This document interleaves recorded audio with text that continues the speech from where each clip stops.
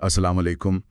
آج ہم قرآن کی ایک خاص آیت پر بات کر رہے ہیں، سورۃ البقرہ کی آیت نمبر 76 اور اس کی تفسیر۔ اس میں ہم دیکھیں گے کہ مدینہ کے شروع کے دنوں میں مسلمانوں اور کچھ یہودی گروہوں کے آپس میں تعلقات کیسے تھے، خاص طور پر منافقت اور علم کو چھپانے کے حوالے سے۔ ہمارے پاس تفسیر کا ایک اقتباس ہے، تو اس کا ہم ذرا گہرائی سے جائزہ لیں گے۔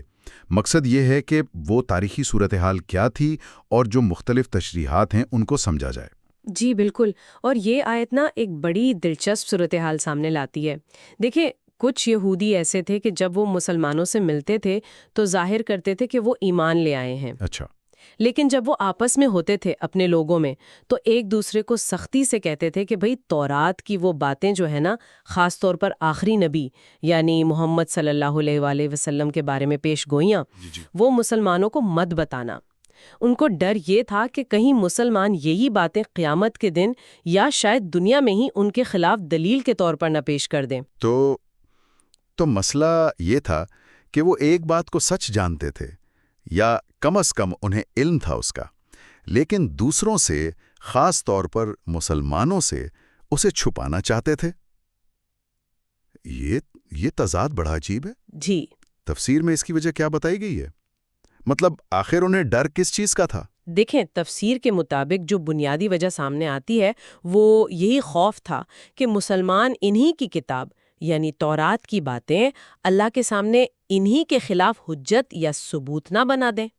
مطلب اگر وہ یہ تسلیم کر لیتے کہ ہاں، محمد صلی اللہ علیہ وسلم وہی نبی ہیں جن کا ذکر ہماری کتابوں میں ہے، تو یہ بات تو قیامت میں ان کے اپنے ہی خلاف جاتی ہے نا؟ یہ بات تو سمجھ آتی ہے، لیکن یہاں ایک اور سوال پیدا ہوتا ہے، اور مفسرین نے بھی اس پر غور کیا ہے کہ اگر وہ اللہ پر یقین کا دعویٰ کرتے تھے تو یہ کیسے سوچ سکتے تھے کہ ان کے چھپانے سے کوئی بات اللہ سے چھپ جائے گی؟ بالکل، یہی تو نقطہ ہے۔ یہ تو ان کے اپنے ہی بنیادی عقیدے کے خلاف بات لگتی ہے۔ جی ہاں، اور اسی کو صاحب تفسیر نے ان کی شدید نادانی اور آپ کہہ لیں حماقت قرار دیا ہے۔ وہ یہ سمجھتے تھے کہ ان کے چھپانے سے حقیقت چھپ جائے گی یا اللہ کو پتہ نہیں چلے گا۔ مفسرین اس کی مثالیں بھی دیتے ہیں، جیسے ان کا یہ کہنا کہ جی اللہ نے تو کسی انسان پر کچھ نازل ہی نہیں کیا، حالانکہ وہ خود تورات کو اللہ کی کتاب مانتے تھے۔ ہاں، یہ تو کھلا تضاد ہے۔ بالکل، یا جیسے وہ قرآن میں ذکر آتا ہے کہ موت کے ڈر سے کڑ کی آواز سن کر کانوں میں انگلیاں ٹھونس لیتے تھے۔ یہ سب غیر منطقی، بے فائدہ حرکتیں تھیں جو ان کے اندرونی خوف اور کنفیوژن کو ظاہر کرتی ہیں۔ اچھا، تو ایک بڑی ویاکھیا تو یہ ہوئی کہ قیامت کے دن اللہ کے سامنے جواب دہی کا ڈر تھا۔ کیا کوئی اور تفسیر بھی ملتی ہے؟ مطلب کیا کوئی دنیاوی وجہ بھی بتائی گئی ہے اس چھپانے کی؟ جی ہاں، ایک اور رائے بھی ہے۔ کچھ مفسرین کہتے ہیں کہ آیت میں جو عند ربکم یعنی تمہارے رب کے آگے، اس سے مراد شاید دنیا میں ہی اللہ کی کتاب کے ذریعے مسلمانوں کا ان پر حجت قائم کرنا ہے۔ یعنی دنیاوی بحث و مباحثے میں ہار جانے کا ڈر۔ جی، کچھ ایسا کی۔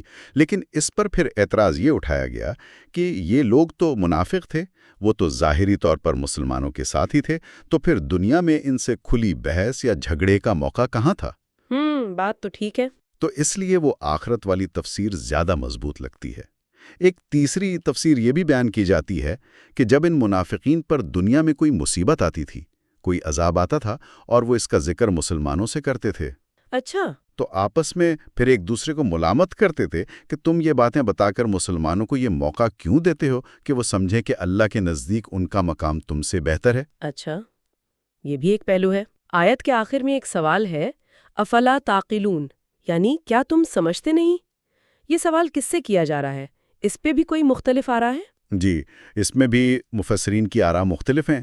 ایک تو یہ کہ یہ سوال براہ راست انہی یہودیوں سے ہے جو یہ نادانی کر رہے تھے کہ بھئی تم عقل سے کام کیوں نہیں لیتے۔ دوسری رائے یہ ہے کہ یہ خطاب مسلمانوں سے ہے کہ دیکھو ان لوگوں کے کام، کیا تم ان سے ایمان لانے کی امید رکھتے ہو؟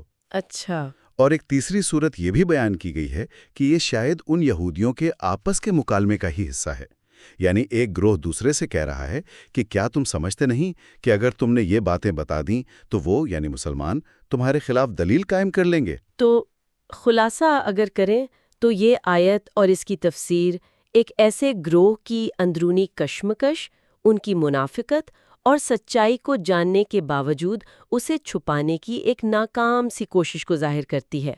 وجہ چاہے وہ قیامت کے دن کی جواب دہی کا خوف ہو یا دنیاوی بحث میں ہار جانے کا ڈر، ان کی یہ منطق، یہ عمل کمزور نظر آتا ہے۔ جی بالکل، اور یہ چیز ہمیں آج بھی سوچنے پر مجبور کرتی ہے کہ علم کو یا سچائی کو جان بوجھ کر چھپانے کی کوشش کرنا، خاص طور پر جب یہ مانا جائے کہ ایک بالاتر ہستی اللہ تعالیٰ سب کچھ جانتا ہے اور دیکھ رہا ہے، تو یہ انسان کی اپنی کمزوری، اس کے اپنے خوف اور خود فریبی کی کیسی عکاسی کرتا ہے، یہ واقعی ایک غور طلب نقطہ ہے۔